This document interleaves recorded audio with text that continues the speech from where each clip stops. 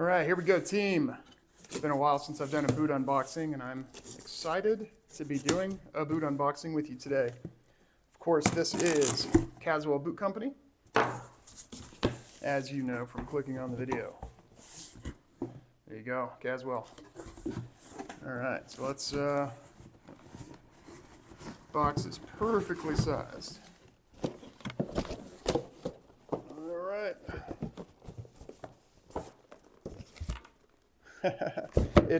One of them got a little stood up in the thing there, which made this hard to go back on, but there you go, the Carver in Burgundy Goat on the Morris last. So you'll notice the Carver 2, so this is the Carver 1. Carver 2, at least on the website, says Harris last, Carver, Morris last, with the Vibram Londra sole. So I have, actually, you know what, I'm going to go pause so I can show it to you. I'll be right, actually, no, I'm not going to pause because then it won't be a true unboxing. I have the Arlington dress shoe, which is on the Morris last as well.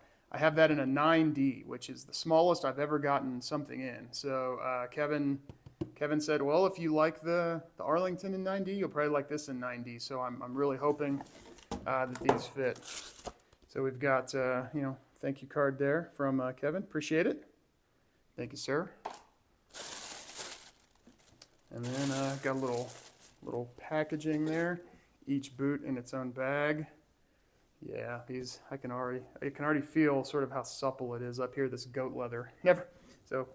Full disclosure, I've never had goat leather before. Also, never had a lace-to-toe boot. So this is gonna be a first on many occasions. Wow. Okay. Yeah, these look great. I'm gonna smell them. Yeah, they have an interesting smell. They definitely don't smell, not like a baseball glove. They smell a little bit different than boots. They still decidedly leather, and they smell good. But yeah, it's a slightly different smell. But man, that's a great coloration. It's not overly burgundy.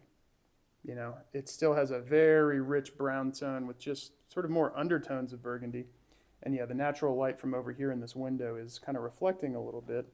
But yeah, that's right about there. That's what I'm seeing with my eye.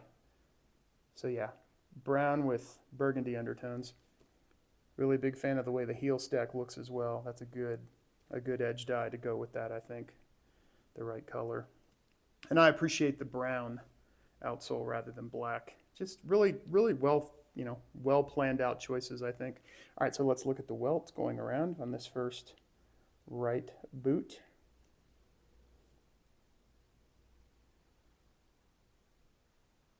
Really nice join there, about as good as it gets. Yeah, everything looks good. Stitching around the sole.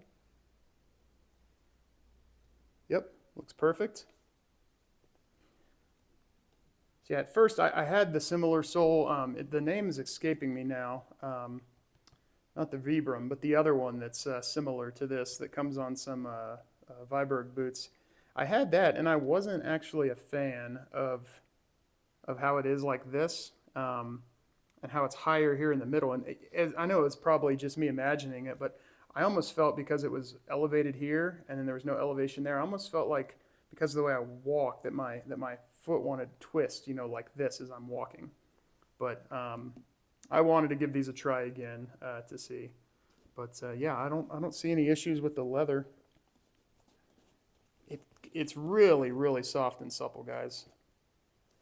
Beautiful. All right, big fan. Big fan so far. I like the eyelet and speed hook configuration. I do love speed hooks, as those of you who have been around the channel a long time will know. Okay, we're gonna open this one up and look at the inside real quick, and then we'll open the other one and check for any defects, and then we'll be done. A nice, easy video. All right, so you can see the gusseting right there stops at the 1, 2, 3, 4, 5th. Gusseting stops at the 5th eyelet, which I think is perfectly appropriate. Looks like we got a second pair of laces in here. Yep, and they're the same. So you got a second pair of laces. That's very nice. Oh wow, look at that on the back. It's like suede. That's cool. What a great tone. It just feels nice.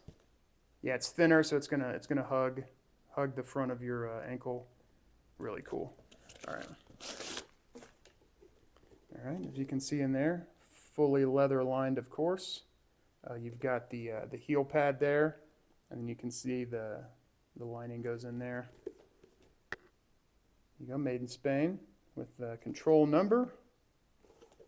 Feels really nice, guys. This is actually only my second Caswell boot that I've had. I had their sneakers and their derbies. I had what was it on the Harris last in the Horween. Gosh, man, too many boots. Having a hard time remembering. Anyways, only my second Caswell boot. Yeah, looks amazing. Can't wait to get these on foot. Let's check this second one out right quick.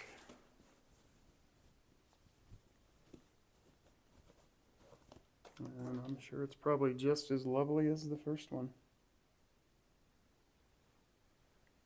Yeah, these are great, guys. Really happy with these. Glad I decided to finally pull the trigger. I had been waiting on buying another Caswell boot for a long time, and sort of just waiting on the configuration and leather that I really, really wanted. And then when I saw this one come out, I knew this was the one. So Kevin set aside one in my size to make sure I could snag them.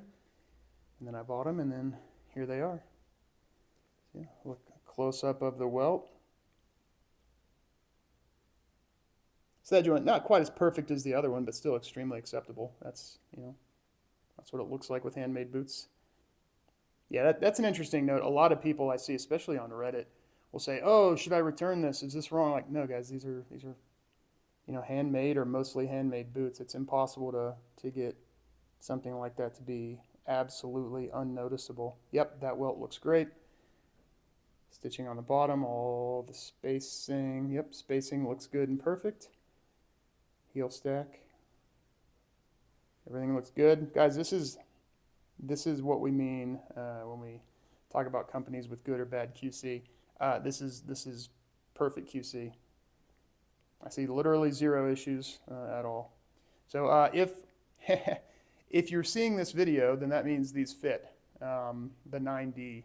And I'll be doing some content with these on Instagram. I think I'll probably, I've never really written up anything on Reddit before. I might do a write-up on Reddit on these. So, yeah, thanks for taking the time, guys. Let me know if you have any questions. Bye-bye.